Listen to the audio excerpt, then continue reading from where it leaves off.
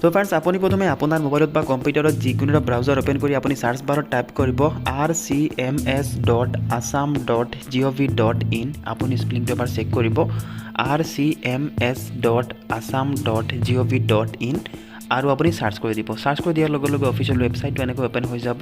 যদি আপুনি মোবাইলত সাৰ্চ কৰিছে আপুনি এনেকৈ দেখিবলৈ পাব আপুনি পেজটো ডেস্কটপ সাৰ্চ কৰি দিব ডেস্কটপ সাৰ্চ কৰি দিয়াৰ লগে লগে হোম পেজটো এনেকৈ ওপেন হৈ যাব এইটো অসম চৰকাৰৰ এটা অফিচিয়েল ৱেবছাইট হয় এইটো ৱেবছাইট আপুনি কেনেকৈ ৰেচন কাৰ্ডৰ ডিটেইলছ উলিয়াব এতিয়া মই আপোনাক দেখুৱাম ইয়াত চাওক ৰেচন কাৰ্ড দিয়া আছে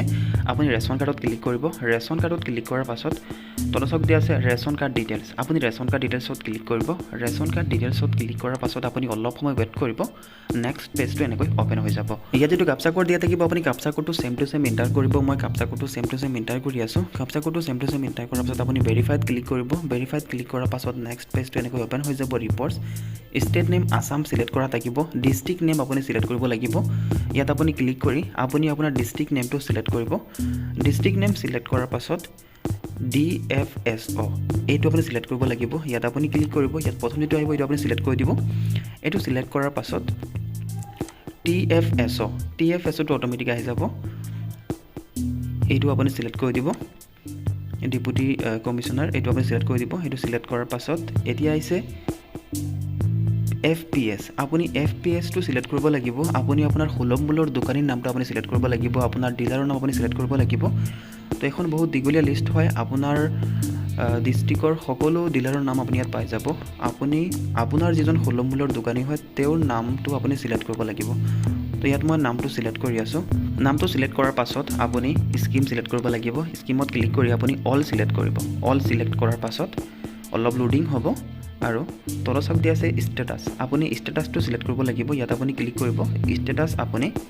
ইয়াতো অল সিলেক্ট কৰিব অল সিলেক্ট কৰাৰ পাছত আপুনি আকৌ ইয়াত ক্লিক কৰিব অলপ সময় লোডিং হ'ব আৰু এতিয়া আপুনি সিলেক্ট কৰিব লাগিব এইটো ষ্টৰ্টিং ইয়াত আপুনি ration card wise member wise এইটো আপুনি সিলেক্ট কৰি দিব এইটো আপুনি সিলেক্ট কৰি অলপ সময় ৱেইট কৰিব লাগিব লোডিং হ'ব আৰু ইয়াত তলত দিয়া আছে চাওক RC ষ্টেটাস আপুনি RC ষ্টেটাসটো সিলেক্ট কৰিব লাগিব ইয়াত আপুনি অল সিলেক্ট কৰি দিব অল সিলেক্ট কৰিলে যিসকলৰ লিংক হোৱা নাই তেখেতসকলৰ নাম শ্ব' কৰিব যিসকলৰ নাম ডিলিট হৈছে তেখেতসকলৰ নাম শ্ব' কৰিব অলপ সময় চাওক লোডিং হৈ আছে আপুনি ৱেইট কৰিব আৰু এতিয়া আপুনি ৰিপৰ্ট নেম ইয়াতো আপুনি এইটো সিলেক্ট কৰি দিব এইটো সিলেক্ট কৰাৰ পাছত আপুনি ভিউ ৰিপৰ্টছত ক্লিক কৰিব ভিউ ৰিপৰ্টছত ক্লিক কৰাৰ পাছত পেজটো লোডিং হ'ব আপুনি পেজটো ক্লোজ নকৰিব অলপ সময় আপুনি ৱেইট কৰিব এতিয়া আপুনি যিজন ডিলাৰৰ বা যিজন সুলভ মূল্যৰ দোকানীৰ নাম আপুনি সিলেক্ট কৰিছে তেওঁৰ আণ্ডাৰত যিমানটা ৰেচন কাৰ্ড আছে গোটেইকেইটা কাৰ্ডৰ হোল্ডাৰৰ নামৰ সৈতে ফেমিলিৰ মেম্বাৰৰ নাম এতিয়া শ্ব' কৰিব আৰু আধাৰৰ ডিটেইলছো আহি গৈছে চাওক মই আপোনাক স্ক্ৰল ডাউন কৰি দেখাই আছোঁ ইয়াত ৰেচন কাৰ্ডৰ নতুন নাম্বাৰটো দিয়া আছে ইয়াত ফেমিলি হেডৰ নাম দিয়া আছে পৰিয়ালৰ সকলো সদস্যৰ নাম দিয়া আছে এইটো সাইডত অসমীয়াটো নাম দিয়া আছে অসমীয়াত বহুত মানুহৰ নাম দিয়া নাই দুই এজনৰ নাম দিয়া আছে আৰু ইয়াত আধাৰ কাৰ্ডৰ ডিটেইলছ দিয়া আছে যে লিংক হৈছে নে হোৱা নাই যদি লিংক হৈছে ইয়াত গোটেইকেইটা আপুনি আধাৰ কাৰ্ডৰ নাম্বাৰ আপুনি ফিল আপ কৰা পাই যাব আৰু সম্পৰ্ক কি ইয়াত চাওক সন দিয়া আছে ওয়াইফ দিয়া আছে ডটাৰ দিয়া আছে সেলফ দিয়া আছে আপুনি এনেকৈ চাব পাৰিব তো এইখন লিষ্টতে আপুনি যিজন সুলভ মূল্যৰ দোকানীৰ নাম সিলেক্ট কৰিছে তেওঁৰ আণ্ডাৰত থকা কাৰ্ডকেইটাৰ ডিটেইলছ আহি গৈছে পৰিয়ালৰ সকলো সদস্যৰ নাম সহ ইয়াত ডিটেইলছটো দিয়া আছে ইয়াত নতুন ৰেচন কাৰ্ড নাম্বাৰো দিয়া আছে আপুনি যদি ৰেচন কাৰ্ড নাম্বাৰ জানে আপুনি আপোনাৰ নিজৰ ৰেচন কাৰ্ড নাম্বাৰটো আপুনি সাৰ্চ কৰি পাই যাব আৰু যদি আপুনি নতুন ৰেচন কাৰ্ড নাম্বাৰ নাজানে আপুনি স্ক্ৰল ডাউন কৰি আপুনি এজনকৈ আপুনি আপোনাৰ পৰিয়ালৰ নামটো আপুনি বিচাৰি উলিয়াব লাগিব